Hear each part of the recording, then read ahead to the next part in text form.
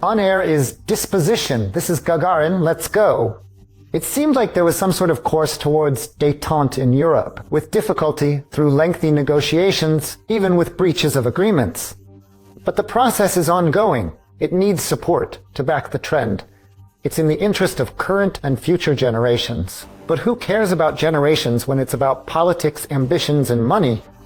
Sometimes something absurd happens, probably due to some warlike inertia. And now neighboring Poland has decided to take another unnatural step. Warsaw will conduct an additional recruitment of border guards to strengthen the border with Belarus. This was announced by the Minister of Internal Affairs of the neighboring state.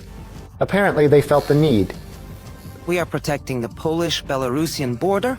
After strengthening the physical barrier and expanding the electronic barrier, organizing a buffer zone, and relentlessly fighting illegal guides, we will soon start building a road along the border. Most importantly, we will recruit 1,500 new employees and deploy them to guard areas at risk of hybrid aggression. Tomasz Siemoniak, Minister of Internal Affairs of Poland. I can just imagine our General Staff's maps marking areas of Minsk's hybrid aggression against Warsaw. Here we'll deliver a hybrid strike, and then here, poor Poland.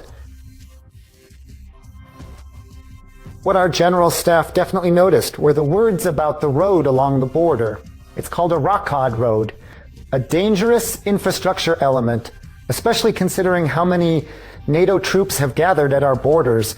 Such communications are generally built primarily in preparation for an offensive, never for, let's say, border purposes. By the way, the figure of 1,500 bayonets, ordinary for Polish authorities, but not so mundane for us. Several battalions out of nowhere, a neighborly gesture. Classically, we should respond in kind, but that's what they expect from us, to again accuse us of inevitable aggression from the East and once more dip into the budget for supposed protection from barbarians. As strange as it sounds, we're walking on the edge again, on the edge of a systemic geopolitical crisis, and not just us. The world is teetering.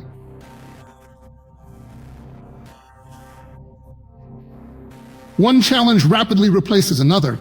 Hotspots are increasing. Escalation around us is only intensifying. NATO troops are at our doorstep, doing everything to drag Belarus into conflict. It seems that escalation through military buildup in the region doesn't concern anyone but us, and we still have the resources to respond asymmetrically by preparing our troops. Recently, on President Alexander Lukashenko's orders, the Security Council began checking the combat readiness of the armed forces. The inspection will be comprehensive, involving various forces and means. It's important to note that during the inspection, special attention will be paid to modern approaches to the main forms and applications of military units and subdivisions. These are issues of counter-battery warfare, the use of unmanned aerial vehicles, and protection against them. This session is far from the first for the troops even this year.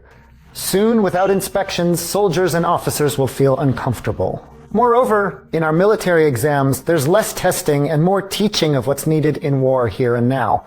Highly trained units, regiments, brigades are key deterrent factor. And another factor remains the memory that it was our people who saved the world, and we bear responsibility for it. As victors, of course.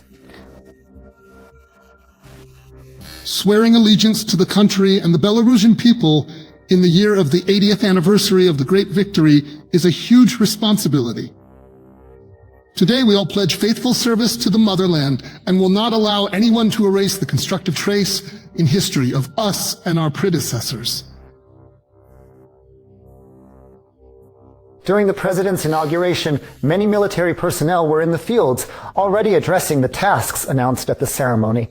In parallel with the inspection, special tactical training is taking place in the army on the scale of communication troops. Gathering with territorial units in Grodno, tactical exercises of various calibers, and of course preparations for the Victory Day parade continue.